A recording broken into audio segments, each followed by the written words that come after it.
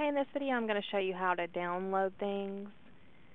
So usually whenever you click on something, you click on the download, and I'm using Firefox to download this, so each browser is going to be different.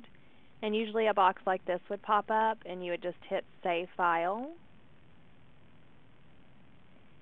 And then it's going to download it to whatever file you've specified in your browser. And how you set that up is by going to Tools and Options.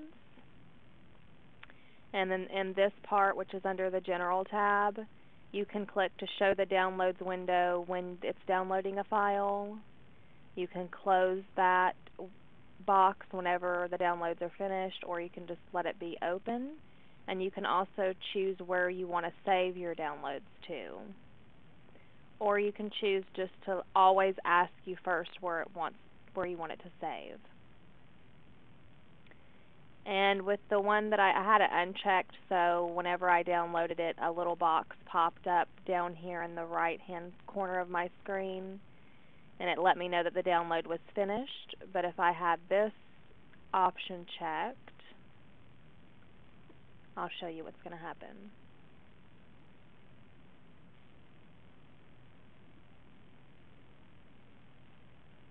See, this box will pop up.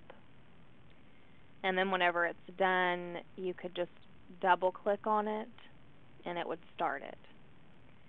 Okay, and if you're worried about any type of viruses whenever you're doing downloads, what you'll want to do first is right click on the download, and then you can hit Open Containing Folder, and the folder that it's been downloaded to will open up. And then whatever the file is will be highlighted, and you would just right click on it, and then you can scan it with whichever virus product you have on your computer, and it would scan it and let you know if there's any viruses in that before you did it. And then if it tells you it's okay, there's no viruses, then you can just double click on it from here and it'll start installing it. And if it does say there's a virus, you don't have to worry because nothing's been downloaded onto your computer because you haven't installed the product. You would just right click on it and delete it and then just move on. But if you've checked it and there's no viruses, then you just double click on it, and then something like this will pop up, and you would just tell it run, and it'll extract the files. And then the setup box will come up and you just would click next.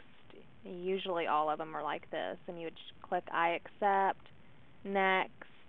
It's going to automatically have a file that it's going to put it in, but you can choose where you want it to go. From here, you can choose which one file you want it to go into. And then you just keep hitting next and it'll install it.